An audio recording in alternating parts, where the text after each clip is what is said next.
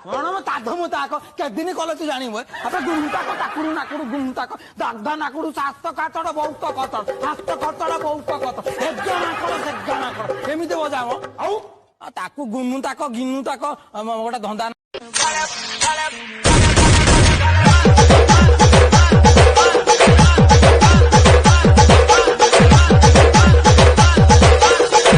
ଆଠ ଦିନ ଭିତରେ ମିନିମମ ପିଟି ଛାଟି ହବା କଥା ଏଠି। କାଲି ମୁଁ ସକାଳୁ ଆସିଲା ବେଳକୁ ମାଛ ପଲେ ପଳେଇଗଲେ ମତେ ଦେଖି ଲାଜ କରୁଛନ୍ତି। ମାଛ ଲାଜ କରୁଛୁ ଲେଡିସ ମାଛ ଛାଡିଥିଲେ କି ରେ?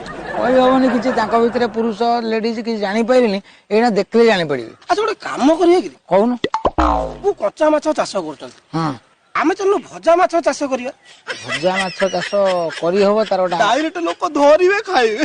କଣ ହେଇଥିଲା ଭଉଣୀଙ୍କର ଆସନ୍ତୁ ଭଉଣୀଙ୍କ ସାଙ୍ଗରେ ଆମେ ଡାଇରେକ୍ଟ କଥାବାର୍ତ୍ତା ହବା ଘଟଣା ସ୍ଥଳରେ ମୋ ପାଟିରେ ପୁରେଇ ଦେ ଚୋବାଇ ତାକୁ ଭଉଣୀ ଶୁଣ ଭଉଣୀ ଭଉଣୀ କୁଆଡେ ପଳେଇଲେ ଭଉଣୀ ଆଚ୍ଛା କହିଲେ ମଙ୍ଗଳରେ ଏବେ ପାଣି ଅଛି ନା ନାଇଁ?